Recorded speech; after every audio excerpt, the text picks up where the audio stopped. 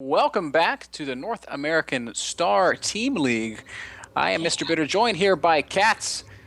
We are going to be jumping into game number 4 between Dignitas and Fnatic shortly, but first we have to say thank you so much to Kingston, HyperX, and Cooler Master for sponsoring the NASL. Go check them out on Facebook and on Twitter. Without their support, esports could not happen. Also, don't forget, we're going to be giving away a 16 gigabyte USB drive tomorrow at the NASL. So tune in for that. That is supplied by Kingston HyperX. It's going to be super cool. So don't miss your chance to win out on that fun stuff. Segue to CatZ. Oh, wow. That's messed up. Then, What? Okay. Cool. I don't know. I'm not a caster, bro. I don't know what to say in between. So it's weird. Okay. Well, we've got Game 4 coming up between Fnatic and Dignitas. And we've seen a lot of Protoss and Terran, quite frankly. Not sure who Fnatic's going to bring out next. They had a player from, I guess, Fnatic's working with the Korean team or clan pros. So I guess it's possible that we might have one more of those guys jump in. But we'll just have to wait and see. I'd love to see what they have in store for us. You already pointed out that Rain and Niden are still possible choices. Niden is one that I would love to see play because he's such a character. He's a funny guy. Yeah, he seems like a really funny guy. I wish I met him. I was really sad, CatZ, that you didn't get to come to the Home Story Cup. I know, me too. But yeah, I have a few things that I gotta take care of here. Like I'm applying for an O1 visa and stuff.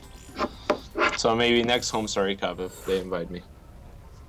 I think next Home Story Cup you will be a definite invite. I can see to that. Yeah. I have that connection. Are you gonna be running? Yeah. You like my Home Story shirt? I'm wearing it right now. Oh, let me see. Yeah, man. Yeah, Home Story Cup. Sure. So it looks like so much fun though. It's awesome. It is a huge blast. So much good times and festivities had by all. So and that StarCraft. Chili, man. That chili looked good. Chili was off the chain. Like I'm from the South. We're serious about our chili, and I'm not even that big of a chili fan. But they made it differently. They cut up all these different peppers and put them in there, like not just the typical, hot pepper and green pepper, but like lots of different peppers that I've never seen before. And it added some kick. Crazy. It was delicious. Yeah, I'm dying to eat that chili. That's probably my main reason to go to Home Story Cup right now is that chili. It's the chili? It's a good reason. To go. I'm gonna get there, I'm gonna eat all the chili, and everyone's gonna be like, oh, what the hell? Who ate all the chili?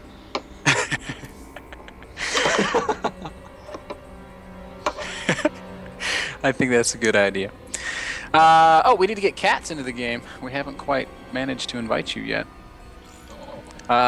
Game number 4 is going to be Niden versus Show. So our wish is granted. Yeah.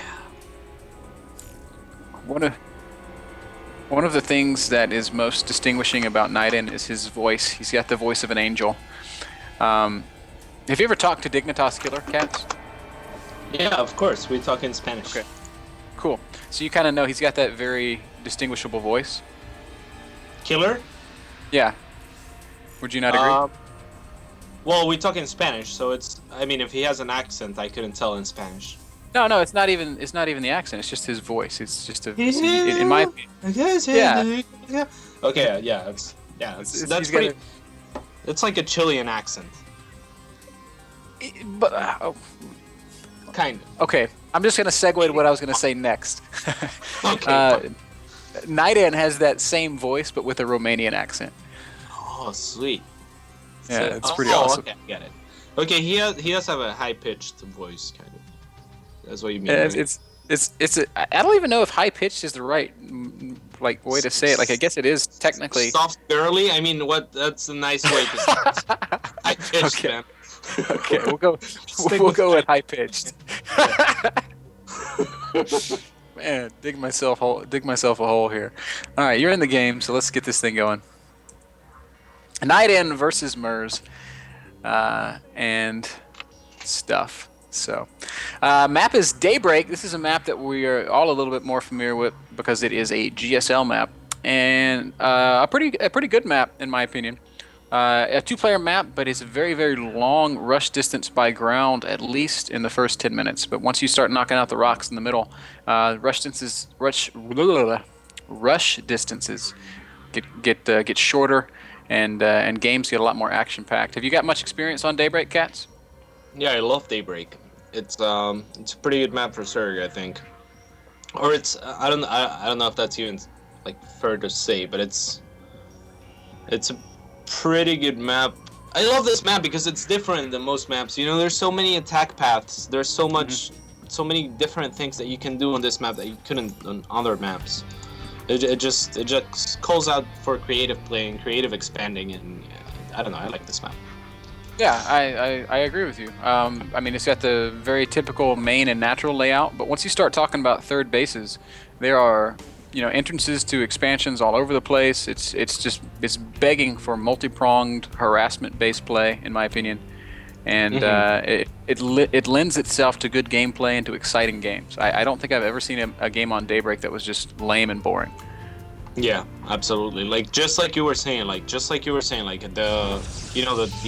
the natural, there's a choke to it, like so you can wall it off as Protoss or as Terran and be safe and safely take that natural. But then when you want to take a third, they're connected and stuff. It gets a lot harder, and then there's two paths to your natural, and then I don't know. It's just such a nice map. I'm totally on board with that. I've enjoyed playing on it, and even though it's a two-player map, it's not a small two-player map. It's not like it's not like Xel'Naga Caverns where you walk out of your base and you're in the other guy's base in 15 seconds. It's a long map. You've got to kind of go in like curly Q pattern to get from one side to the other. Again, until you kill those rocks in the middle, and that's when the game gets really exciting because by that point you're trying to take that fourth expansion in the center and. It's just a really short push from one of those to the other, so makes for good gameplay. Good stuff. I like the map. I think we both do. We're both fans. 2 thumbs up for Daybreak. For Shizzle. Yeah. Could even say 4 thumbs up. Yeah. 4 thumbs up. And then yeah. A little bit of probe harass coming here from Night In. Might get an SCV. Not quite able to get the pick off there, but Show, being very diligent, brings 2 SCVs out, one to chase the probe and another to make sure that barracks goes up at the normal time. And yeah, also even repairing the weak. Yeah, very thorough play there by Show, showing us that he's got the skill set. You can see what Night In does here. I didn't get to see too many of his games at the Home Story Cup because when he was playing, I was usually casting a different set, which is unfortunate. And I'm not that familiar with his playstyle. Do you have any experience with him or against him? I have some experience against him, but I don't think that applies. I like what Show is doing. Yeah, I love what Show is doing. I love what Show is doing. So he's gonna expand up for reactor barracks. He's so smart. Yeah. Like this thing, like this kind of thing is the kind of thing that catches on in a few months. Yeah. But I mean, aside from the banter that's going on, honestly, I think he's kind of selling it that he's up to something else. But this is something that I saw Puma doing. I don't know. Last time I saw Puma play, he was so famous for his powerful 1-1-1, and what he started doing was getting that early gas, getting that reactor on the barracks, and then just stopping with the mining and then going and expanding. The Protoss player has to be so careful about how they prepare for something like this, and if they're convinced 1-1-1 is coming, they're going to be investing in tech and getting things like Immortals out. Whereas if the Terran player just expands immediately after, I guess his first couple of Marines, his economy is going to be great. Yeah, and actually, Night End didn't really see the reactor in the barracks, and he didn't see it yet. So like, as far as he's concerned, there's a gas and probably a factory out and something else out. I mean, he just scouted and he saw no Marauders. So I mean, he has to be sort of thinking 1-1-1 to some extent. He's already dropping that robo. Oh yeah. The thought is definitely in the back of his mind. He has He has no real way of knowing until this observer comes out, and when it does come out, he's going to see that show has expanded. Now, luckily for NightEnd, he took an expansion at a good time too. So rather than just turtling up and trying to do something silly off of one base, like maybe throwing down a Stargate, which is a really nice way to play against one-on-one if you're sure it's coming. Look at this is really curious. I'm sorry to interrupt. Look at if you look at NightEnd's base, he's doing the exact same build Todd was doing both games before this. He's even mining the gas like Todd was. So clearly these two talk a lot, but I'm not sure if sending a clone of who just lost to show was the best idea by Fnatic. We'll see. Yeah. Look at this, even with the Stalkers in the back. NightEnd is really worried about some Banshees coming his way, but it's just not happening. The show, meantime, is transitioning into three racks. He's got the factory going down, so he can start that medevac production soon. I like what we're seeing here, but because NightEnd also played this fairly economically, it's not going to be, a catastrophic disadvantage. It's still pretty close. Yeah, it's lagging a little bit. Yeah. It's them Romanian internets. Do you think so? Select says probably doesn't leave. Killer says he thinks it was him too. So I'm glad to see Killer online actually, because I'd love to see him play in this event. He plays a really exciting Zerg style, and I like the guy. He's so funny. Last time I talked to Killer, I was talking to him about how I was having a hard time getting into Grandmaster League. I was like, man, I try so hard and I can just never make the cut. And he's like, why? It's easy. I practice 2 hours a day. Grandmaster, no problem. That's mean. That was like, I don't know. That wasn't Killer. Come on. It's like Italian. That was an Italian person. That's Italian Killer. That's my probably. best killer. I mean, it was like, yeah, it's me, Killer. It's a me, a Mario. Yeah. It's a me, Killer. I just practice Zerg Pie all the time. But still, he seems like he doesn't put in the way he talks. He doesn't try as hard as other people do, but he seems to have a very high understanding of the game and a very high level. So all I'm saying is I'm incredibly jealous of his ability to play StarCraft. Yeah, he's kind of the opposite of show. I feel like he's just amazing at mechanics. His mechanics are amazing. Like he had like 300 APM or something before the nerf. So I'm not sure what his APM is right now, but he's incredibly fast and yeah, not dumb by any means. Yeah, I mean, he's also a smart player, so he's really underrated. That's for sure. Lag. Yeah. Unfortunate lag. Double drop loaded up for show and moving out across the middle of the map. 16 Marines there. Could do a lot of damage if NightEnd doesn't respond perfectly. He's already warping in some units in the back of his main though, as if he has some sort of a clue. Did that drop fly past an observer or something, or is NightEnd just? I don't think so. And he just dropped 3 Tellets. You don't want to unload on top of him though. Nice job by show. Yeah, really good job by show. There's the stem. He's going to try to pick off a pylon right away. Colossus and Immortal coming forward, so that means time to get the hell out of Dodge if you are those Marines. Would have been even more impressed if show had pushed the front at the same time. But I think looks like NightEnd's well prepared. Yeah, I think show is more than happy with this because he knows that NightEnd doesn't have a third, and he's blocking the third with the factory, and he's mining off of 3 bases really efficiently right now. So yeah. I think he would have hit a third. Like I think his plan is more geared up towards, I'll like when I do this, I'll drop in the base. Then when he pulls out, I'll go and deny his third. But the third is already denied. I think that's what he was going for. Either way, it's a pretty decent looking position here for show. He's continuing to pump out a lot of Marines, favoring a Marine style more so than was Mers in his game against Todd. But honestly, I think that's smart because the Marines just do so much damage, and if you can deal with the Colossi, it's no big deal. And we can see the show is producing Vikings 2 at a time, so yeah, I think he's going to be in a good position when they fight. Definitely. I think he could use the extra 2 gases and start taking up the ghosts, though. Mm-hmm. But yeah, Marines. I love Marine heavy styles in TVP. They just seem to do so much better than Marauders. Like I don't know. They just see, every time as a spectator, like every time you watch them, it just seems better. Looks like this drop is moving again, and wow, Naiden really wants to catch it. He's got an army in position in his main, and the rest of his army poking around, just trying to find where those medevacs are full of units. Man, these Colossus are looking kind of scary. They are.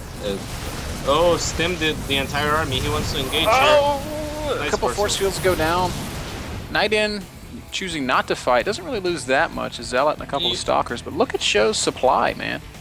Hey, that's a little bit disappointing. There's only 2 stalkers and 2 sentries in that army. I feel like Show could have just gone in with the Vikings after seeing this and just killed the Colossi.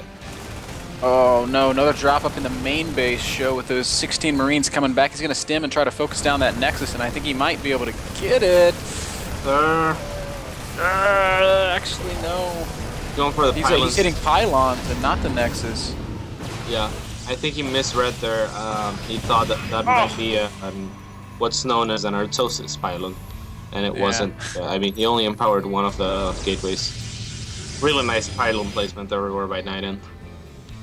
Yeah, I do think that Show had the time he needed to kill that Nexus. Still no third base for Naiden, and look again at the supply is 190 to 160. If there's a big fight and Naiden doesn't win it, like if it's just like a wash, like they kill each other's armies and they both have to go back, there's no way for him to win this game. He's got no real follow-up. And he doesn't have like what Todd did, which is the upgrade advantage. He's at 0-0 against Show's 1-1, soon to be 1-1 in a while to be 2-2. Yeah. Army of Fnatic Naiden is going to push down towards the third base of Show. Show not in the best position to fight this. He's got a command center choking him up pretty badly. Only like 2 sentries in that army though. I think that's good though. The command center, just because Naiden is so heavy on zealots that they're just kind of funneled through that. But see, he even positioned himself like. Yeah. But yeah, I mean, Naiden has to win with this army, or he's dead. I don't know if Show's going to have enough Vikings here. There's only 6 Vikings against these 4 Colossi. This is actually really scary. Show says he's going to pull all the SCVs as well. I like this move. This is something that Nama has been doing a lot. And the SCVs soak up a lot of damage when they can get into the fight. Right now they're all stuck behind. Vikings doing a decent job picking up the Colossi. And yes, in fact, Show just steamrolling Naiden. Wow, CatZ. How about that? Marines are good, man. And yeah, the SCVs were genius. I mean, the SCVs soaked up so many shots from those Colossi. Like, a few of them were trapped, like you said, but that actually kind of worked in Show's favor because they ended up going towards the front anyways. And it's like the first SCVs die, and then a couple Marines die, and the SCVs come through, and then they die. Yeah, that worked out really well. Show read that perfectly, by the way. How many players would not pull SCVs until it's too late? He pulled SCVs before the fight even started, and exercising some really brilliant game sense there. I'm so impressed. And Naiden gets beat up. That means Dignitas is 3-1 right now. Is that right?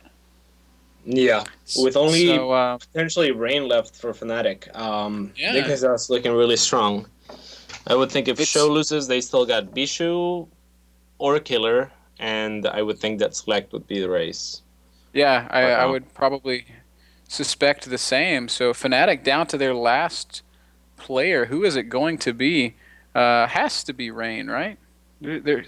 Who else is there? Yeah, I would think so. I mean, I don't know. It's either Rain or another one of the new additions that they made recently. But I'm guessing we'll see. Yeah, that would be my guess as well. Before we find out, though, guys, we're going to kick it to one more short commercial break. Don't go anywhere. When we come back, possibly the concluding match of Dignitas versus... Oh, yeah. But he... Okay. Yeah, Bling might also be able to play for Dignitas, but yes, the pressure is all on Fnatic, guys, and we'll find out what happens when we get back.